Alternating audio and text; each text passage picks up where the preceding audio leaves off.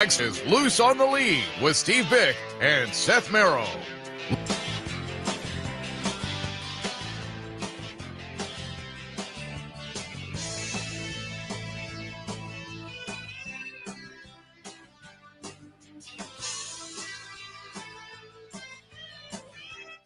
Good morning and welcome to Loose on the Lead here on this Sunday morning. Seth Merrow, and yes, he's back in the house, Steve Bick.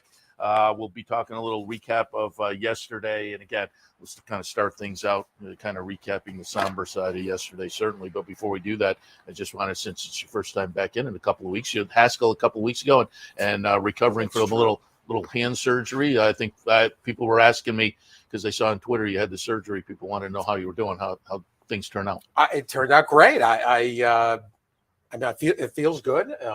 The occasional movement, is a little tweaky, but I mean, compared to where it was, all the ulnar nerve and carpal tunnel, and the net result was, I was going to be Captain Hook in another 10 minutes.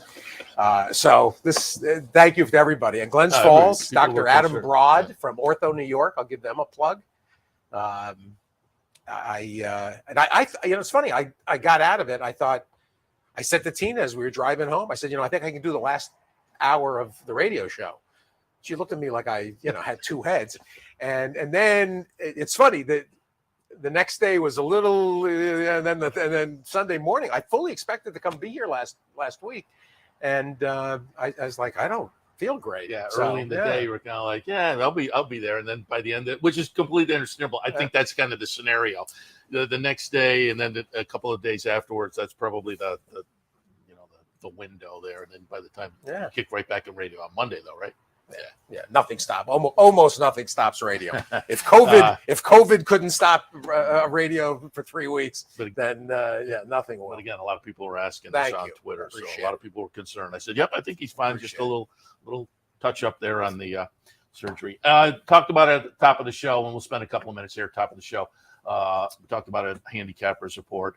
And I said on the handicappers report, for me, and I went back last night and reread articles on Ruffian and Go for Juan just to get a feel for what it was like for people there. I was not at either of those events, but being here yesterday, I had never seen, and we know the game is very emotional, the highest of highs, the lowest of lows, and I've never seen in a split second that turn from the highest to highs to the lowest of lows with the story, Maple Leaf Mel, Bill Parcells were in upstate New York, the Giants coach, and the trainer named after her. And they had the feature of her in the stall with the horse, and they're going for the grade one and had it won. And I think many people knew the story, and people who didn't know the story recognized it was a phenomenal performance, and the place was erupting.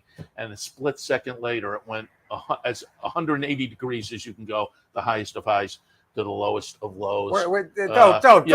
Fellas, don't fellas, run this. We don't want the race. Stop. We don't want the race, fellas. Jesus, you got to be kidding. So it was just kind of the highest of highs and the lowest of lows again. But it was an emotional day, certainly sad day over here. Well, it's now turning into a streak of big day tragedies, from which there seems to be no relief for us as an industry. And trying to respond to this, and it's incumbent on all of us to answer the questions. This may not have the same focus that the Triple Crown broadcasts have, but it was on national television. It involves a national figure in Parcells. And there's, going to, continue to be incidents that the critics of the sport will utilize as an attack vehicle. And, these are people that have no connection or understanding to a relationship with working animals. That's first and foremost. So you can't be completely dismissive of them.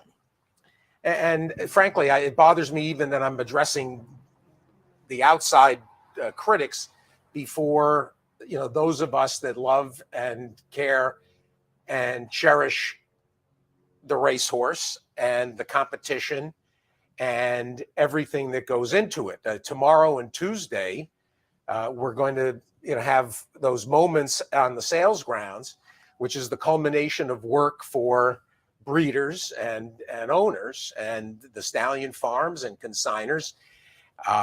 There's a enormous organic entity involved here that it goes well beyond just thoroughbred racing. The Hambletonian was yesterday, and you're on the verge of Olympics coming up with the equestrian portion, and equestrian sport and every part of equine activity is involved in what happened yesterday.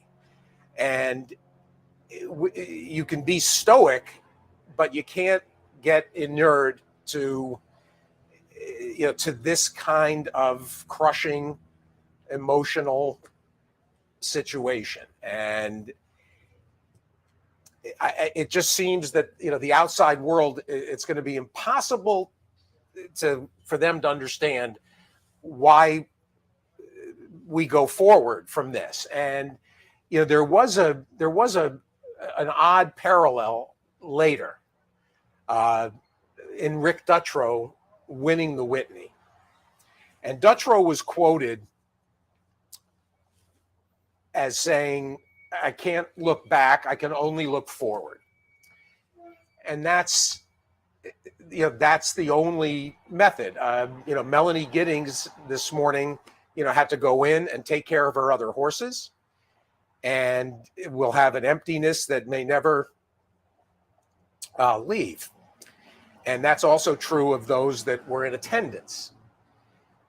But it can't dissuade those that live and breathe the sport and the industry and the game.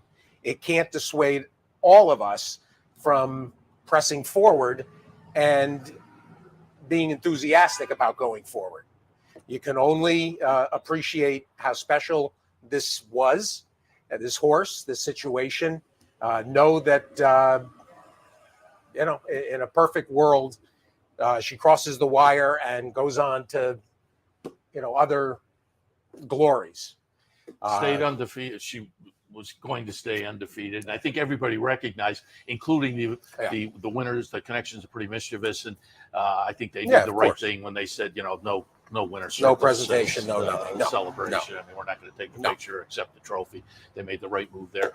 Sean Clancy, as you would expect, did a great job in his recap in the Saratoga Special, talking to a lot of the participants and a lot of the competitors who expressed obviously just the emotion of the day. And it did, unfortunately, on a day where there was other good performances, there was a record crowd over there. That's what we come away with, and we have to take a couple of moments to recognize that. But it was a sad situation. As I say, I've never seen any split-second turn of emotion like that. You mentioned Go for Wand. I was in the third deck and happened right below us.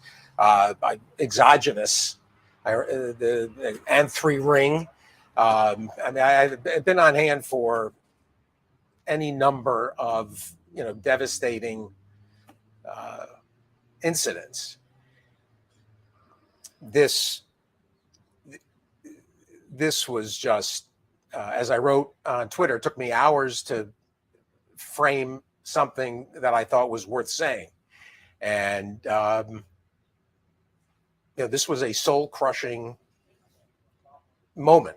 There's no softening the blow involved in this. Yeah, for everyone. I watched on the big screen Clubhouse, and afterwards people were crying. Melanie she was inconsolable.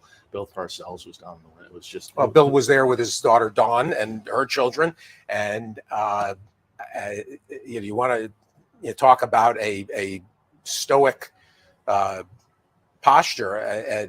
Lou Lazzanero escorted Bill from the track apron, back to his box. And certainly somebody who is, understands the pinnacle of and the glee of glory and success. And that's what and I've said this 100 times for those that have listened to me for years on the radio. The reason this game comes under fire is because people from the outside world, they're frightened by having these kinds of emotions and having to deal with them. And why we all need to persevere and support the game and gird the game against criticism is because the highs, as difficult as this is to even say, the highs are worth the lows.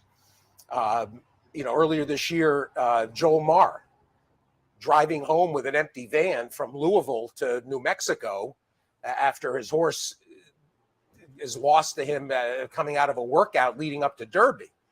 And Joel wrote me a note that, when I sent him a note saying how sorry I was and that, it didn't, nobody deserves that. He said it makes you question whether those highs are worth the lows. And while it may, while it might feel that way in the immediate aftermath, ultimately everyone decides it is. And the reason this is so devastating and you had so many people affected is because it can happen to you whatever connection you've got to a racehorse. It can happen to you that quickly.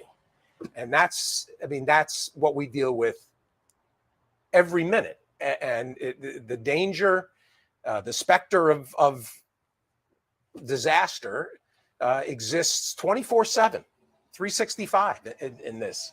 And that comes as part of the price of this industry and business and game and sport. Yeah.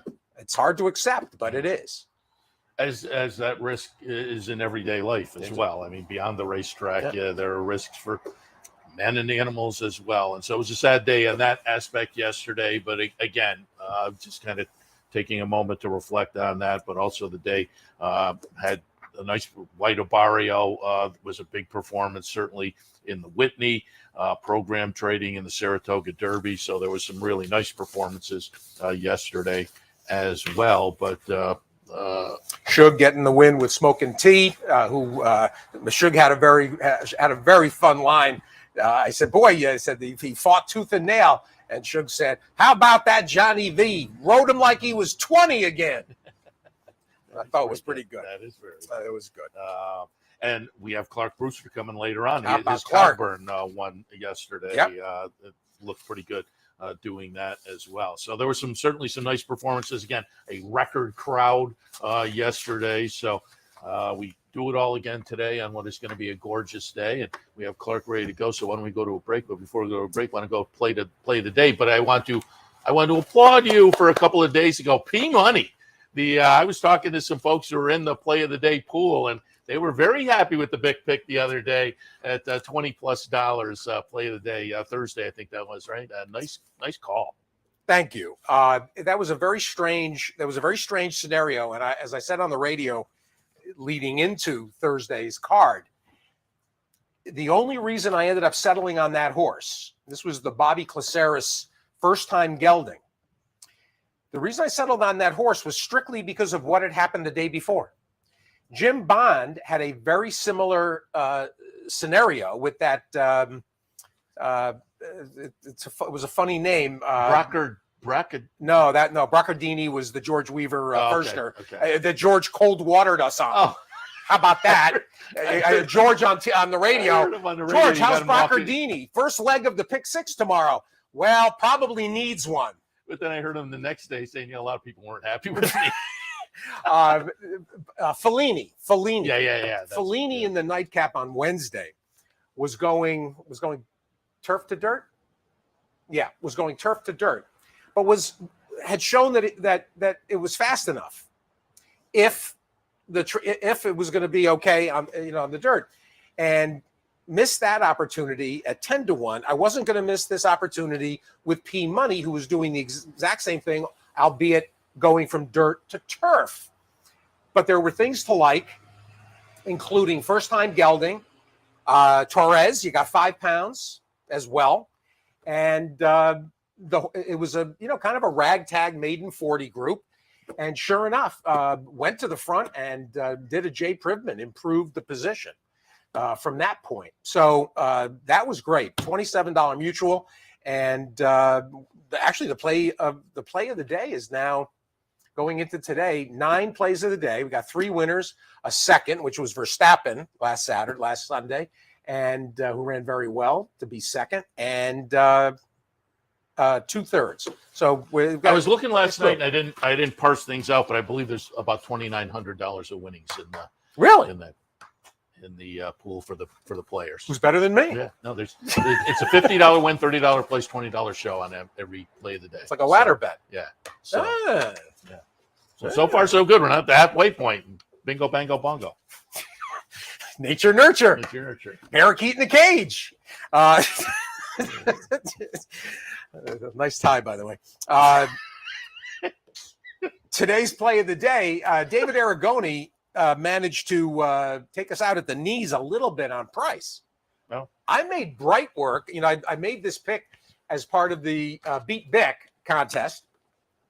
Bright work, he made 9-2. I think we'll get more than 9-2. I think he'll float up. She'll float up, excuse me. This is John Ortiz. You do get Arad Ortiz, so maybe that probably plays. Maybe Arad softened. Yeah, maybe that's why David went 9-2. That's possible. Anyway, this is a fabulous edition of the Adirondack. Yeah. This is a great bunch. And Becky's Joker is going to be bet off of that Schuylerville. She's going to have to improve to win for Lee Pacoy and Gary Contessa. You got Steve Asmussen and Team Winchell with a $48,000 purchase, as if Ron Winchell doesn't have enough terrific, fabulous gun runners and everything else. He's buying $48,000 fillies by Copper Bullet. Unbelievable. And I went for her on top. Did you? Yeah. She's my alternate. She's my second pick. But anyway, Bright work is fast enough. And if you watch the debut from Keeneland back in April, she actually, she won that debut without the lead. So I don't think she has to have the lead. She gets Irad, who's a little bit more, typically will settle and come with a run. So I think Bright work at, I hope, 5-6-1 is a fun, viable play of the day. You've also got Brad Cox to deal with the Clear Sky Homebred. Here You Come Again, the Liam's Map out of Euro Ears, the terrific Oklahoma speedster. Actually, Baffert trained Euro Ears. So this is a horse that's bred to be very fast, and I suppose she's the most logical winner. But anyway, I thought we'd get a little better price on Bright work. So Bright work is the play of the day, brought to you by DePaula Chevy, from somebody who drives an Impala. Nice. I drive a Chevy too. We got to get Clark on, so we got to go to the Let's break. go. But quickly, tell people on play the Beat Bick. Beat Bick. This is week 4, and Bright work is also the Beat Bick. NTRA.com/BeatBick. Plenty of time for you to register and qualify for the September finale. It'll be the 3rd week in September, typically on our Tina and our anniversary weekend. And you only have to beat me once, or you come with me. You can pick my horse, or you can pick another. I thought this was going to be very interesting because I think there's a good 4 other fillies that'll be among the selections. Here You Come Again, Bright work, Copper M, even Paulo Lobo with the Oxo homebred streaming now might be okay. And then, of course, Contessa with the Practical Joke opening day. But you qualify, you get in the contest, you had a chance to go to the NHC. Well, that's it. This is all for the NHC. Very good. All right, we'll head to a break. When we come back, Clark Brewster, a little bit later on, Tom Rooney from the NTRA. All of that when Loose on the Lead continues. Stay tuned. Rocks think DePaula. Then come join the family for value. Just visit, call, or click. This week, get 000 savings on every new Chevy car, truck, and SUV. So come join the family and think DePaula for all your automotive needs. Turn your love of racing into savings with equine discounts through the NTRA. Purchase through equine discounts and receive great savings on well-known brands like John Deere, Sherwin-Williams, Big Ass Fans, Farmers Insurance, and Office Depot. Join thousands of other equine members and support companies that give back to the sport we all love. Call 866-678-4289 or visit equinediscounts.com to start saving today. When you think trucks, think DePaula. Then come join the family for value. Just visit, call, or click. This week, get 000 savings on every new Chevy car, truck, and SUV. So come join the family and think DePaula for all your automotive needs.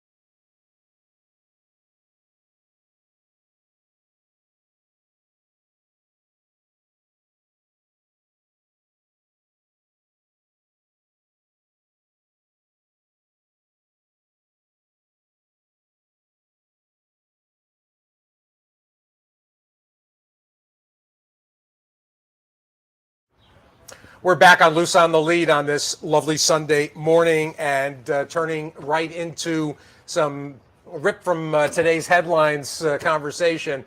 Clark Brewster is going to join us, and I originally reached out to Clark knowing he was going to be in town for the roundtable. Originally reached out to you, Clark, because I thought we could talk some high woo. We could talk about you swinging into action and helping Ray handle quash the provisional suspension rightly. But instead, you turn around, you win yourself a steak. Congratulations, the Troy yesterday with the Highland Brats. Thank you. That was a great win. Anytime to win up here, no matter what race it is, but to win a graded stakes is particularly pleasing. Cogburn, the Not This Time Colt, and $150,000 OBS purchase as a 2-year-old, 6th win in 11 starts. And seems to continue to be improving right along.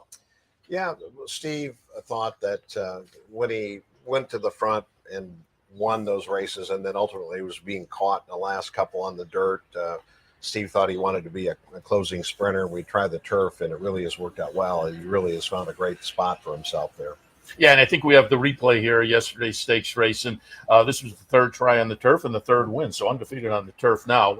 Had 8 starts before that on the dirt, and the game plan was to switch to the turf, as you say. Yeah, when he was as a 2-year-old and a 3-year-old, when he won, he was just running them off their feet. He was just really fast. We ran him in the Chick Lang. We were surprised he got beat last year at Pimlico, and we brought him back for Oaklawn, open allowance, first time this spring, and he won. And then we put him in a graded stake there, and we were surprised he wasn't able to finish. But what was happening is he would get to the front and just get to the finish line and get caught. And we thought that it'd be better to set him back and let him come from off the pace. And Steve thought he would be a turf horse in that regard. So we gave him a try at Lone Star, and he really showed that Steve's judgment was correct on that. It was a salty little field yesterday, too, with Caravel in there, no balls. So that was a nice win. Yeah, I mean, Turf Cup, the Breeders' Cup turf winner. I mean, it's a sprint winner. It was kind of a tough spot to land in, but he really showed up. He also had to deal with the yielding turf. And I mean, what conversation was there? Because he hasn't, he's basically come from places where the firm is, the footing has been firm consistently. Actually, Steve thought he probably wouldn't like it because at Lone Star, that turf course was really hard and firm. But he's such a trying horse. He wants to win. He wants to go after the front the horses in front of him, and Ricardo Santana did a beautiful job of riding him. It's interesting too, because he's only had two jocks, Santana and Rosario, Right. and Joel generally considered maybe the best turf sprint rider anywhere, and Ricardo thought of more of a hustling, speed rider, and yet Santana has really nicely adjusted. He won with him on the dirt, going, quick and out and doing it on the pace, but Ricardo has really settled into a nice beat with him from off the pace. Yeah, well, I think he kind of fell into it actually, because the first turf race he ran at Lone Star, he got left at the gate and he was way out of it. And then he came running, closing, and then the second start he actually reared and he was completely out of it. And it was a phenomenal, furious run to win. So I think that gave Ricardo some confidence that he had a lot of horse when he asked him. Well, you got plenty of opportunity and options going forward. Get a follow up this morning. How did he come out of it? Yeah. Oh, he's great this morning. Jogged nicely. I mean, he was really good. Nice. Yeah, they're all kinds of opportunities. I'm just curious as we get into more present discussions, but I'm always curious when I get somebody like you in here, prominent owner and the game on the legal side of things, breeder and whatnot. How'd you get into the game? I grew up on a farm. My dad and mom were dairy farmers. I grew up in that environment, and we just had horses and loved them. Not race horses, but as we settled into married life with children, we wanted to have horses for our children like I grew up with. And when Remington Park opened in the late 80s in Oklahoma, I decided let's participate in that. So I've been doing it ever since then, about 89. Yeah, very good. And you are based out in Oklahoma, correct? Yes. Well, as a lawyer, I am, but we have horses in Kentucky and New York and Oklahoma. Right? And you bought this one, you're in partnership with other owners, but this was a 2-year-old purchase down in Ocala. Where do you get most of your horses, on the breeding side, or you go to the sales?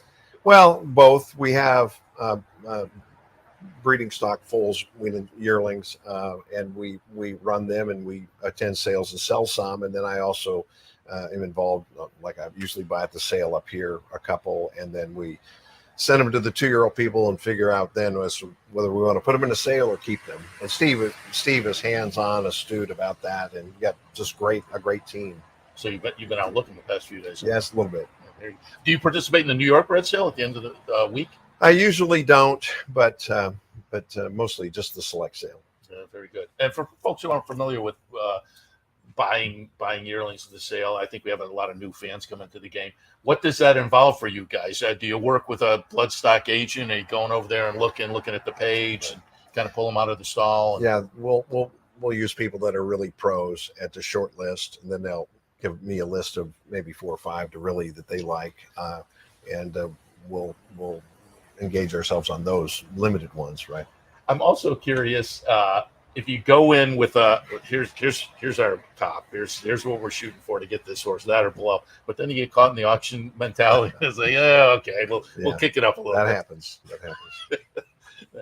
The auction. This is the last couple of years is the first that we've ever been engaged in partnerships. I mean, what we'll do is we'll take half or maybe a third or something, but in the past we just owned them entirely ourselves. Bill Heilingbrodt, that's with me on Cogburn, is just a tremendous guy and a good friend, and it's great to participate as a partner with him. Sure. Well, and it's interesting because some of these partnerships that you've forged recently, which is not unusual, are other clients of Steve, Lee Levinson and Right. L&N, and it's kind of a family atmosphere. Yeah, interesting story. Actually, Lee and I flew to Kentucky to buy the yearling that's Echo Zulu, and we're going to split her. And we get there, and Steve says Ron Winchell wants to buy in too. And so I'm like, okay, you guys do it. So I knew where that was going. Right, that happens. There's certain people you can compete with when you. Well, no, the deal was I could still stay in, but the thing is, I wanted to not take away from Lee, and he's such a great person, great guy to be a partner with. Well, they're excited. Obviously, they're excited, and her performance last week or 2 weeks ago, 114, right? Just crazy. I mean, just an unbelievable performance, and she was sort of. You didn't really know where she was. I mean, the way. There was so much time off from last year, so to see her perform like that, and I could tell that Lee was beside himself, Right, excited. Right. It's very great cool. guy. Well, if they're coming off a long layoff for Steve Asmussen and they're in a stake, you can rely they will be ready. And I say that because he's very, very a great conditioner, but he's also very good at entering, and maybe the best.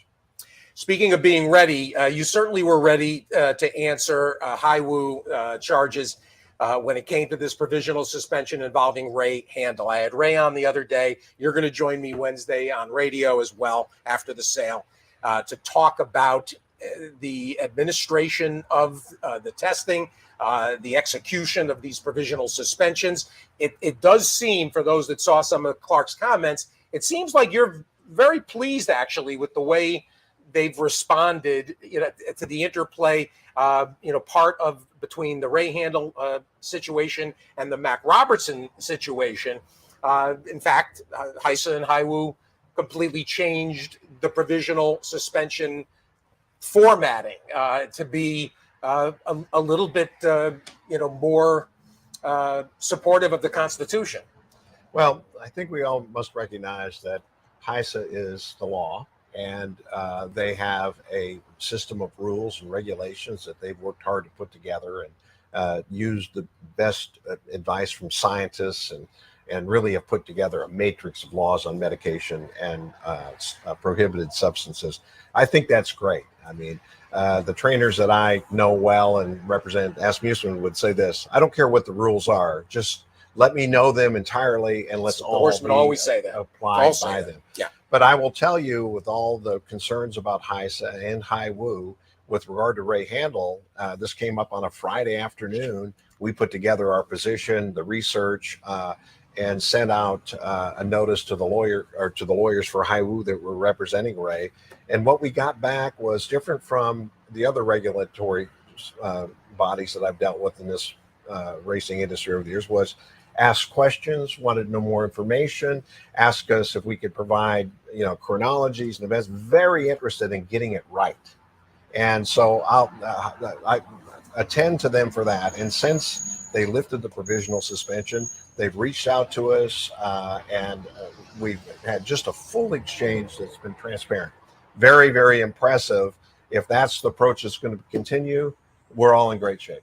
Yeah, I had Lisa Lazarus on yesterday and I talked to her about the first year of it. And it was a bold initiative to put the racing industry under one umbrella, coast to coast, which I think horsemen liked. That you didn't want to say, hey, I can get away with or do this in this jurisdiction, but not in this jurisdiction. So the rules, but it's a bold initiative. And so I think they have to be open to changes and kind of looking at it and being willing to modify. The thing that's encouraging to me is the dialogue and the explanation. Now, it might not be accepted. They may have a different viewpoint or a different opinion. We're fine. I mean, to have that dialogue and try to get it right. We didn't see that, for example, with Medina Spirit and Baffert, where you couldn't talk to anyone and everybody dug in, and we never had an opportunity to say, this is really what happened, and had common sense approach to it, which I won't get into the weeds on that, but I mean, I'm encouraged with Haiwu.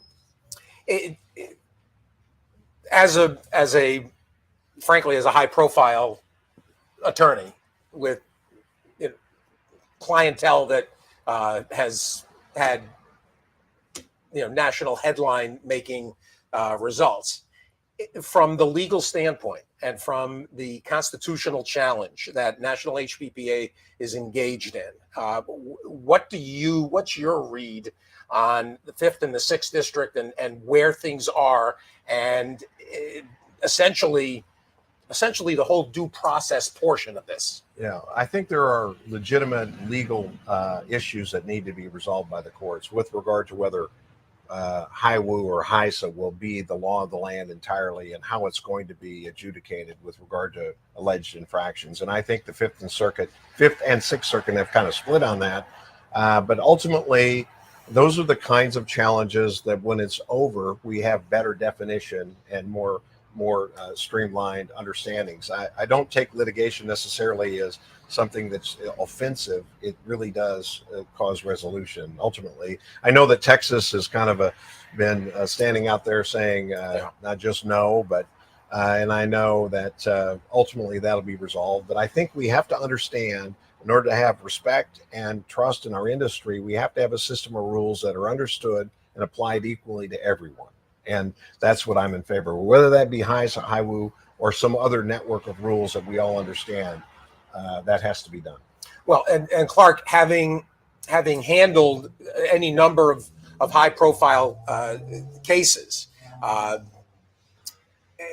both in terms of the administration of regulator penalties, do you?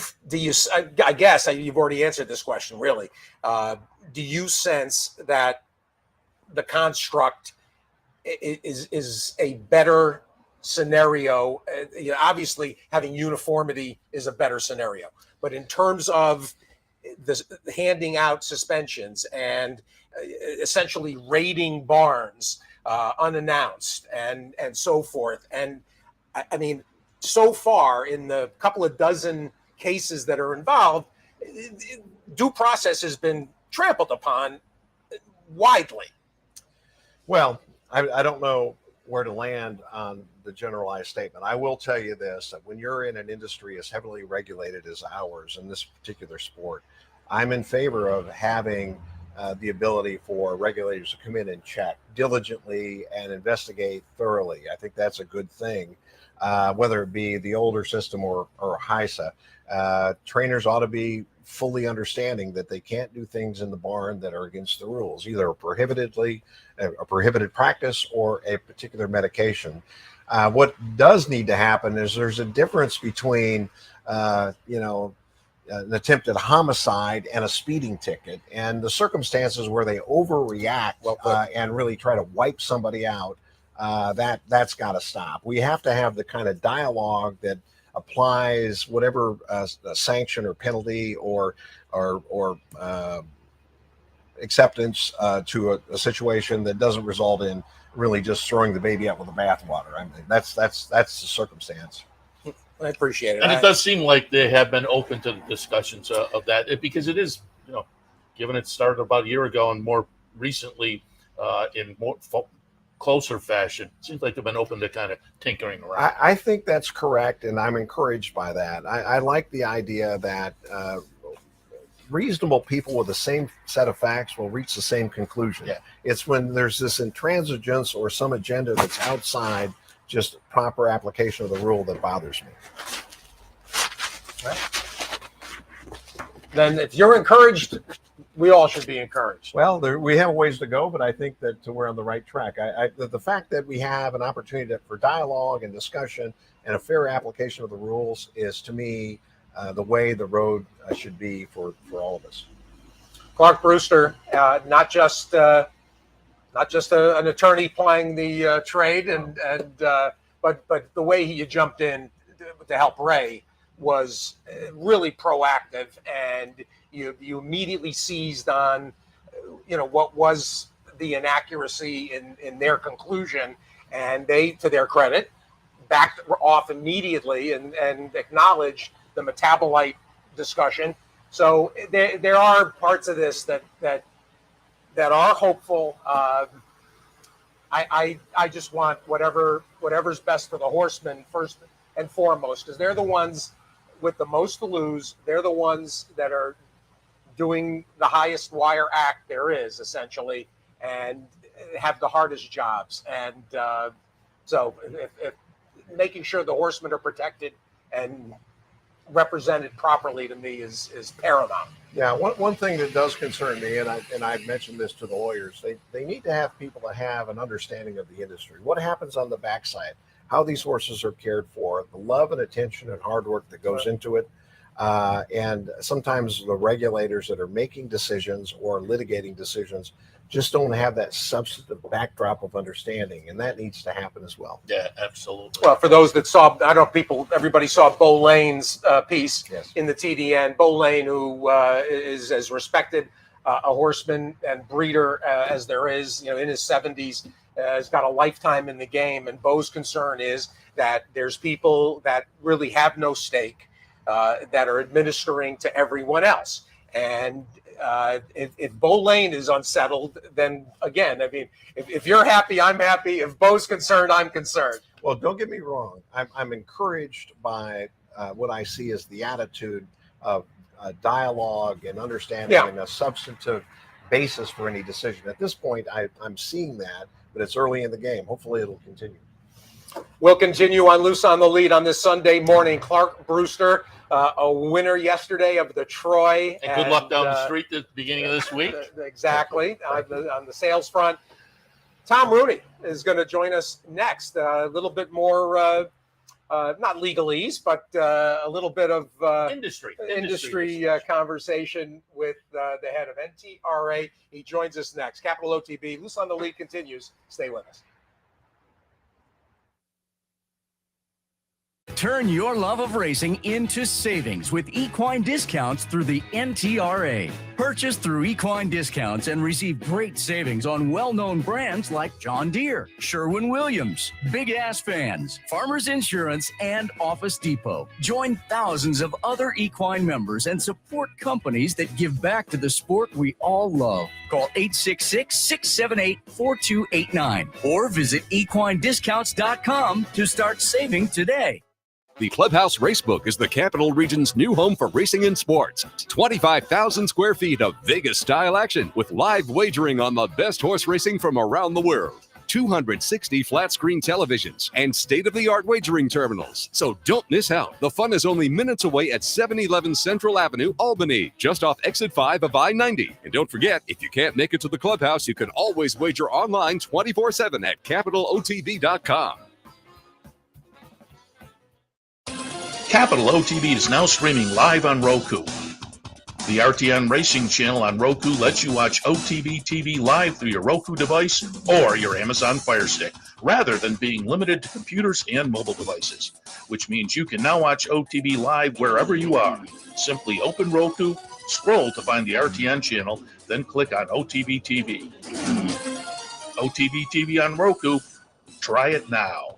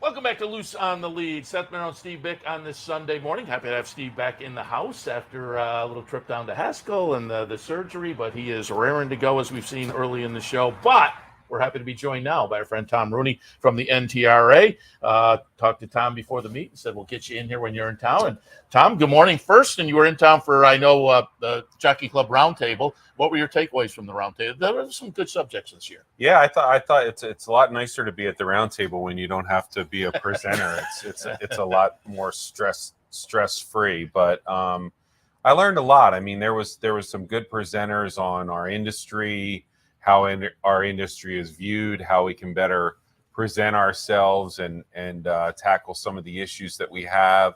But then there were some things that, dealt with science that I thought were very interesting. We had the guy on from the NFL who was talking about tracking players through sensors in their shoulder pads and their helmets and that kind of thing, and how technology is moving us forward as far as being able to diagnose and maybe even anticipate things that you can put on a horse and put in a jockey's helmet. I think at some point, the amount of millions of dollars in investment that I think everybody in this industry that has a vested interest would like to see is we might get to a day, I think, in the near future where you'll be able to tell from a horse's gait or even a walk in a paddock that after a baseline kind of beta test for that horse, that if something is different, a vet can look and say, okay, this horse is walking different than normal or jogging different than normal. And even during a race, if there's sort of a change in the gait, a vet can radio to a jockey and tell him to pull up. You know, we're not there yet, but with the guy from the NFL and other sports that are measuring these kind of metrics, I think that we'll be able to get to some point like that soon. Well, the product the Stride Safe product that is already in widespread testing and sort of mixed not widely applied yet, but between Stride Safe and between scans, between the infrared scans looking for fissures, what are known as micro fissures, which are the start of fractures. There is a set of potential screening methodologies that ideally minimize the potential for what happened yesterday, quite simply. Right. And I mean, you know, listen, we're all devastated. You know, I've gotten to be pretty close with Coach Parcells over the years. He lives down the street from me in Florida. And, you know, I've gotten to play golf with him several times. And all we talk about is horse racing. And all he's ever talked about is wanting to have a horse like Maple Leaf Mel that's a grade 1 horse. And I got to sit with him the day before, and you could just tell that he knew that this was, you know, that time. And for her to go down like she did, especially at that point in the race, it was something that I know I keep hearing everybody say this. I'm sure you guys would agree, something that we've never seen before. I mean, I know we've seen Barbaro at the start and Ruffian in the backstretch, 8 bells after the wire, but you know, to be that at that point in the track, right in front of however many tens of thousands of people on a big race day, on a big race, for somebody like, you know, Melanie Giddings, a trainer, and somebody that everybody knows, and Bill Parcells. I mean, it was just a gut punch to everybody. I could tell you where I was sitting. Even after the race, I went into the paddock getting ready for the Whitney. Nobody was talking.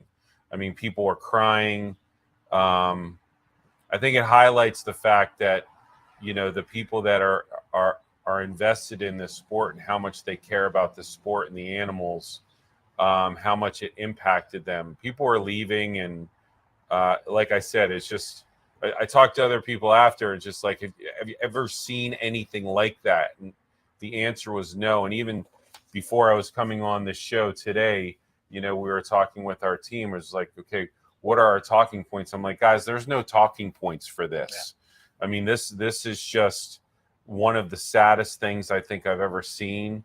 And with a trainer who's a new trainer and a cancer survivor, and somebody who's a beloved, you know, owner, sportsman, and a horse that, quite frankly, you know, was I stood up and started clapping with about 20 yards to go. I was clapping for Coach, and then it's just like tragedy, and in a year that we're having a tough year. So talking about these other things we're talking about is important, but this one's tough to get by. And you know, if it wasn't, if it didn't mean so much to all of us, I think that, you know, there being an empty stall over there this morning is just something that is hard to get over. I said it on both shows, the earlier handicapping show and this show earlier. I've never experienced anything like that. I was watching on the big screen in the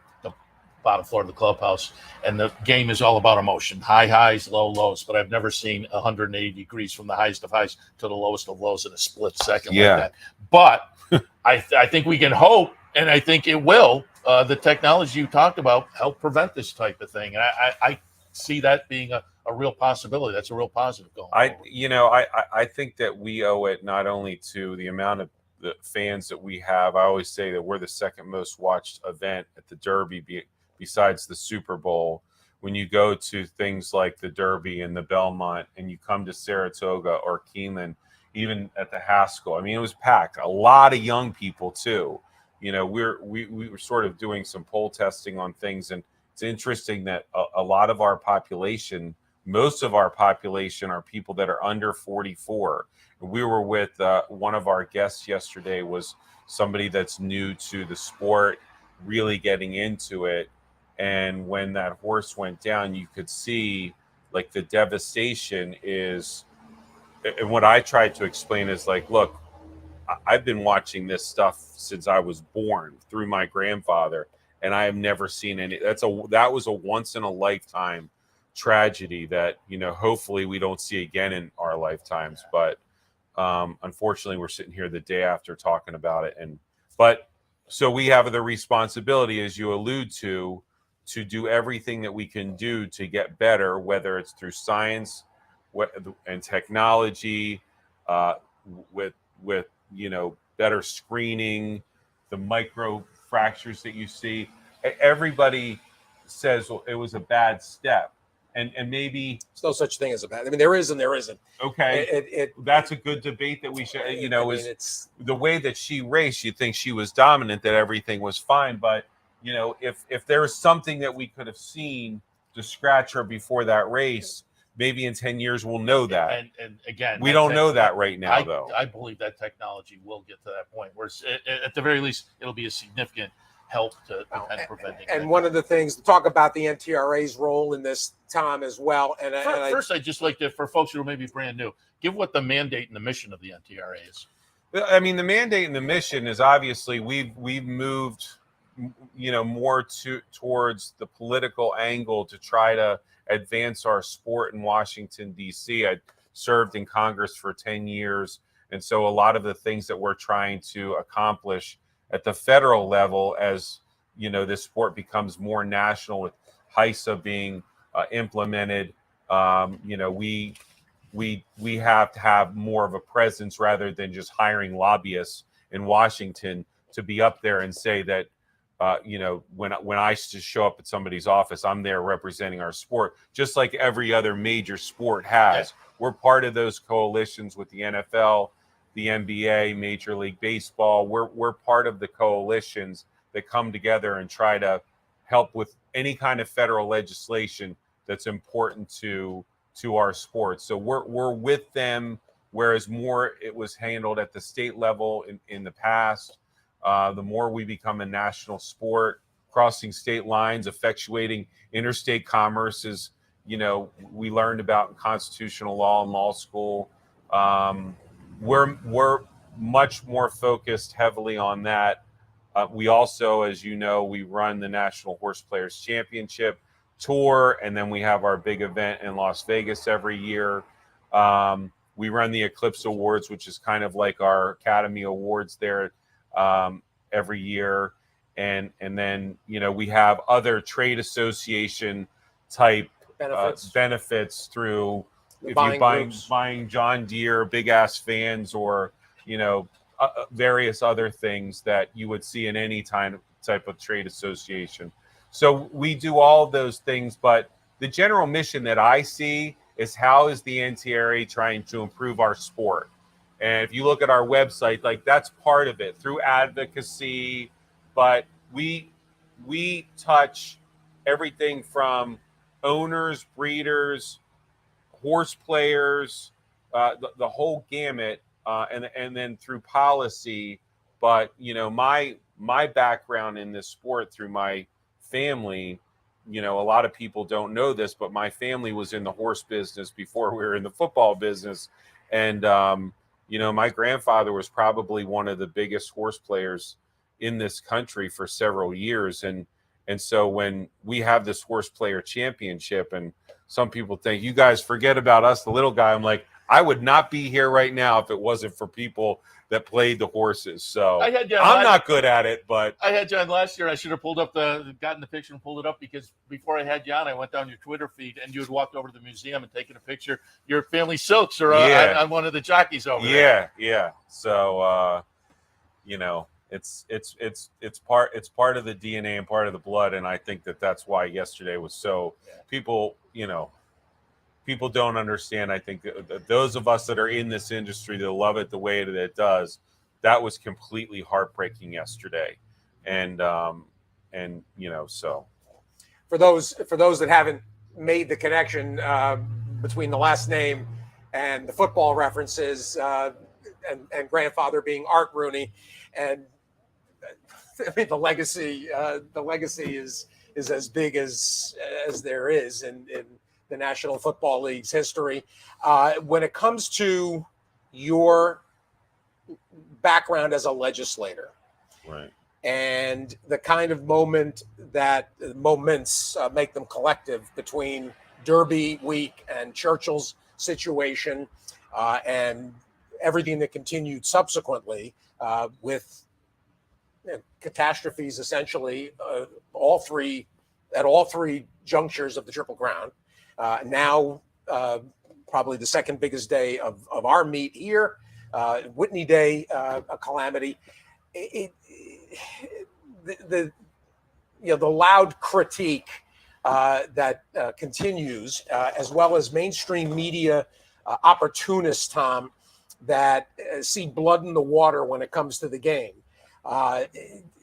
What is your gut feel as opposed to what's being discussed?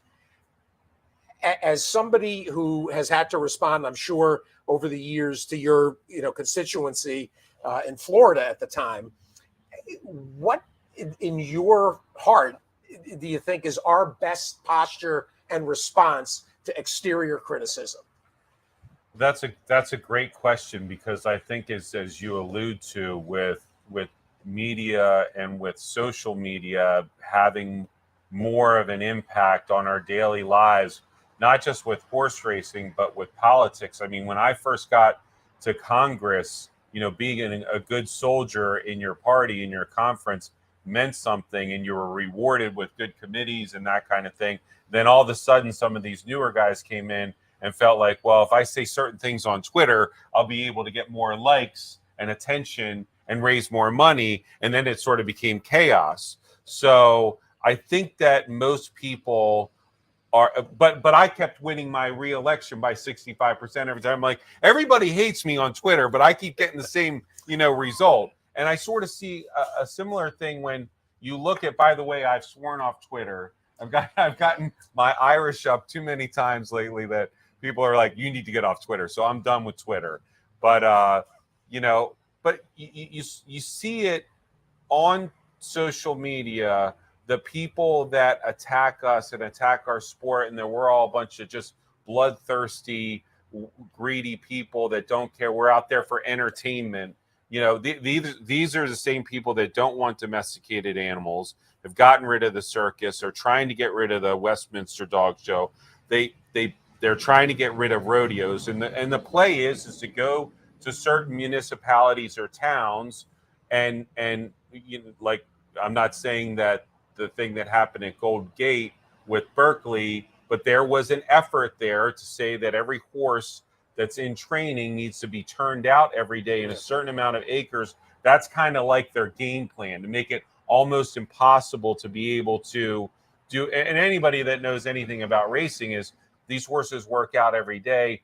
They might be in the stall for the rest of the day, but if you turn them out, the likelihood of them getting hurt is infinitely higher because of them running into a fence or a tree or what have you. My nieces are all in dressage and jumping, and it's the same thing there. Those horses could not be any more fit and well cared for while they're racing. And when they're before they go into the sales and after they retire, they are. My horses that I own all come back down to Indiantown, Florida, and they're turned out. But for the short window that they're here at the track and racing, they have tight control because it's a way to keep them safe. So To your point, though, what I was alluding to, why I still got 65% of the vote, I'm always heartened by the fact that when I come to these meets or these races or these events, they're still packed with people, young people that are here having a good time, that are here because they also love the sport. And to get distracted by certain elements on social media to think that that is the narrative, that is not the narrative. That's their narrative. And they have a cause, and that is to end this. That is to end horse racing forever, just like the circus, just like, you know, everything else in their modus operandi. And so I think that as long as we show as an industry, whether it be the NTRA here in New York, in Kentucky, all of the groups that represent our sport are showing that we are investing in everything that we can, whether it be dollars, science, medication control, all the things that we're doing is just to show the people that are fans, we are doing everything that we can. This isn't the Wild West out here. The amount of pre-race vet inspections, you know, the care that these horses get on a daily basis is as good as we can do right now. As we said before, the science is going to make it so we can get even better, and we're going to invest in that to get better.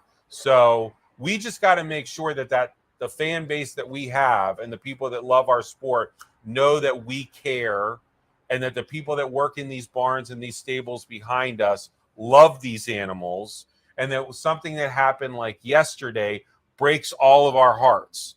It's not something we're like, oh, too bad, next race, get rid of that horse, next race. That was the opposite. I mean, people were crying everywhere. And like I said, it's the only time I've ever seen something like that in my life, and I hope I never see it again. But we always have to show our fan base that we're getting better, and we're trying to get better, and we will. And I keep telling people who aren't real horse racing fans and have questions about it, I said, spend some time on the backstretch and meet some of these people who are taking care of the horses every day. Believe me, they love the horses, and they love taking care of the horses, and they want the best for the horses. Well, there's some bad apples in everything that we do, and you know, hopefully we can, you know, find them and weed them out. But by and large, I think 95% of the people here are exactly what you say.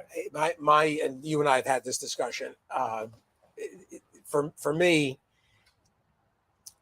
our vital purpose needs to be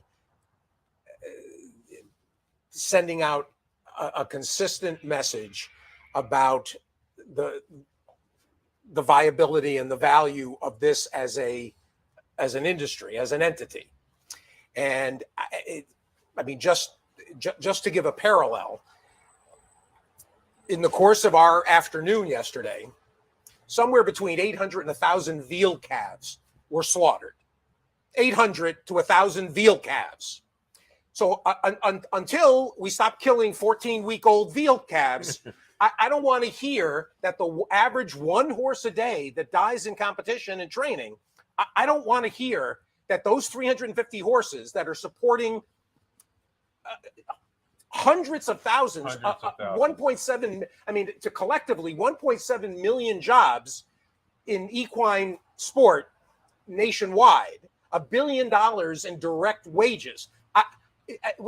The message that, we care, that's not going to sway these people. We have to make sure that the people that are that they're trying to exhort into action understand that they're trying to threaten livelihoods of households of people across the country. And that's outrageous and preposterous. And until the entire world stops wearing leather and stops eating animals, just mind your own business. I'm sorry. 350 horses that die in competition supporting all of these living, breathing human beings. These are our working animal partners. They're here to support all of us, and they're part of our lives and our livelihoods. And that message, Tom, has got to go out, that there's people that earn a living, and it's not a handful of rich people at the racetrack, because that's the message that these creeps and these cranks are trying to send out, that, oh, these are wealthy people that are dressed up. And that's why I've got some issues with the way in which certain portions of the industry are marketing the game to that, to the bow tie, bourbon swilling Lily Pulitzer crowd, which makes me nuts. I mean, this is a business and an industry for rank and file people of all walks of life. And we have to do a better job as an industry, letting people who have never thought about it, let them understand that. I mean, I'll give you an example. As I pulled up some numbers, there are more people directly employed by equine sport and equine livelihood than the tobacco industry, TV and radio broadcasting, the American railroads, and the petroleum and coal industries combined. We employ, as equine sport, more than those four industries combined.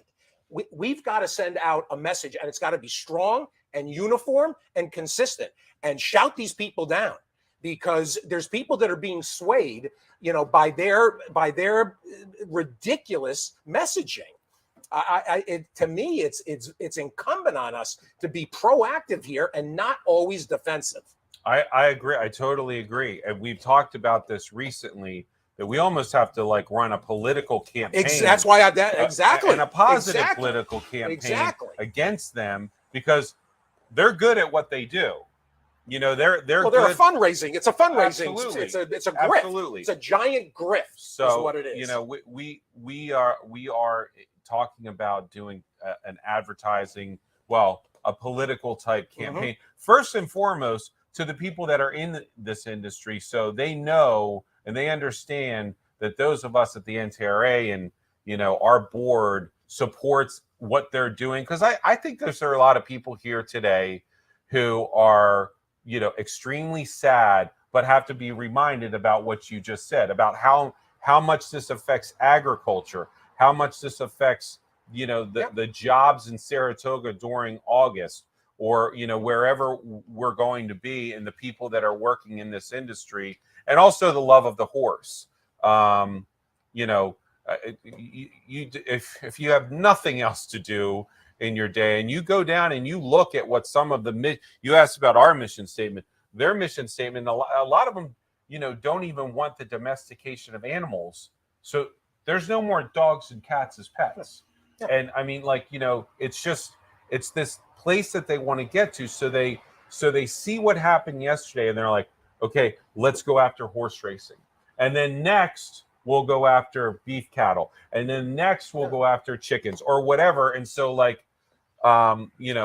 animals for human entertainment or companionship or whatever, they want to get rid of all of that. And so you're right, we have to do a better job in some kind of a campaign to show, and I've seen some good ones, but it costs money, and resources and that kind of thing are important.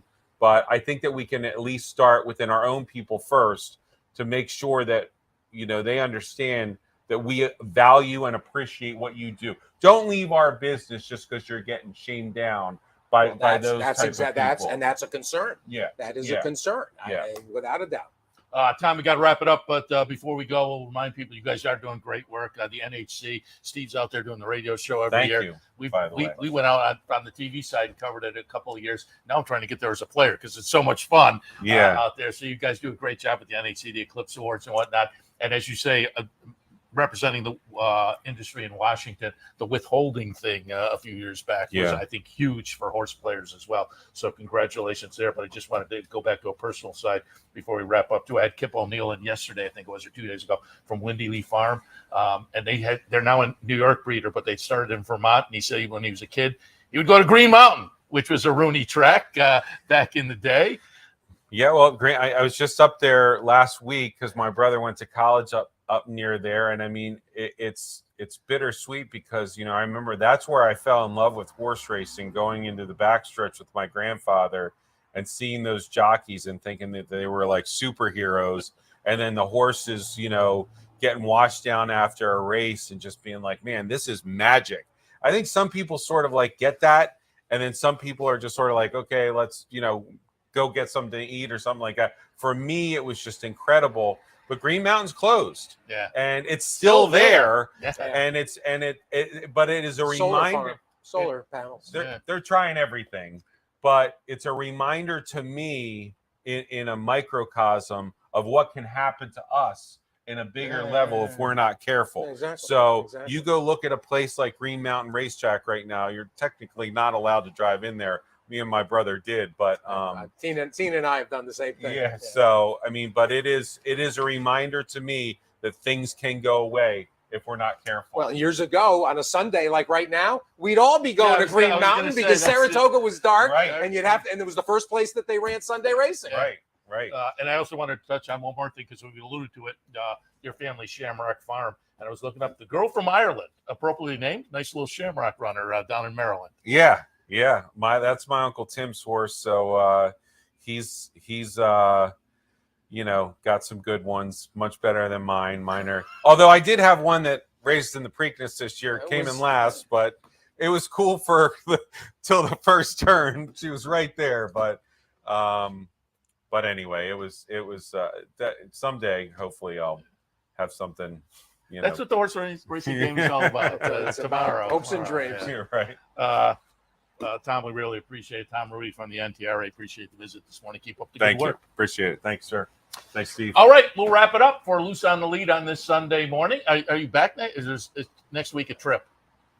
Virginia. Oh, okay. All right. Well, But you know what? The week after, yeah, I'll be at Del Mar. I'll be there too. Del Mar too? Yeah. All right. I'll be here. Seth will be here wearing one of my ties. The bag of ties is getting a lot of play on the front side. Sack of ties. We're going to name a horse. We will name a horse. Sack of ties. I get compliments every day, and I have to admit, it's not mine. All right, we'll wrap it up for Loose on the Lead on this Sunday morning. Great day of racing ahead. Low rollers, don't forget that. Clubhouse Racebook today. It's a double promo with the match bet and the exacta board. Great day of racing. Great weather this afternoon. So if you're headed up, it's going to be a beautiful day. Loose on the Lead. Wrapping up for this Sunday. We'll see you as far as the morning programming on Wednesday, 9 a.m.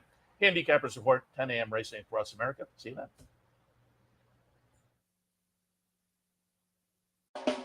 You're watching OTB TV, a service of Capital Off Track Betting.